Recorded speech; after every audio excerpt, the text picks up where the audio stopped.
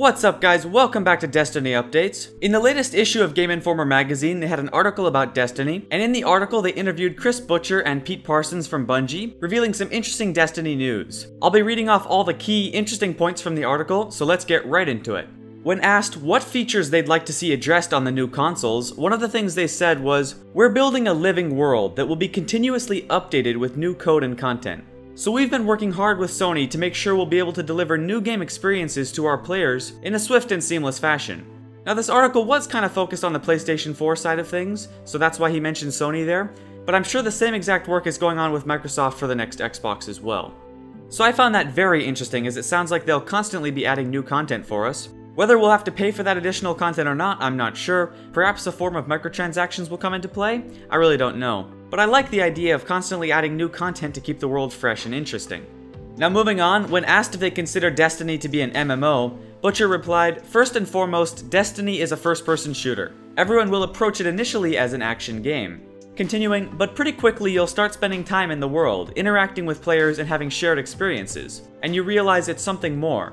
Parsons then added, "If you love Bungie action games and everything they bring to the table, from rich storytelling to cooperative action to intense competitive experiences, we think you're going to love Destiny. We're also bringing some of the things we love about role-playing games and traditional MMO titles to the mix." So that all sounds pretty epic. The main question I have from that though is how many players will be able to interact with at once, or basically how many players will be able to see on screen, especially in social areas like the city and also in competitive multiplayer. On to the next point, they were asked about the importance of player customization in Destiny. Butcher replied, "Your character is the heart of our game. Everything you do feeds back into upgrading and modifying your character, and changing the gameplay tools you have access to." Parsons later said, "We want players to create their own unique character, and then grow and change it over time. We want the gear and weapons they earn, tweak, and upgrade to tell a story about where they've been, what they've done, and maybe even who they've aligned themselves with." Continuing, "It's absolutely a vital part of what we're building for story and for multiplayer." So that's pretty cool, once again touching on the importance of character customization in Destiny. This time around they also mentioned upgrading a few times, so that's pretty interesting. They haven't really talked about that yet. Also, when he talked about customization being vital for both story and multiplayer, that further enforces that your personal custom character is very important across all forms of play.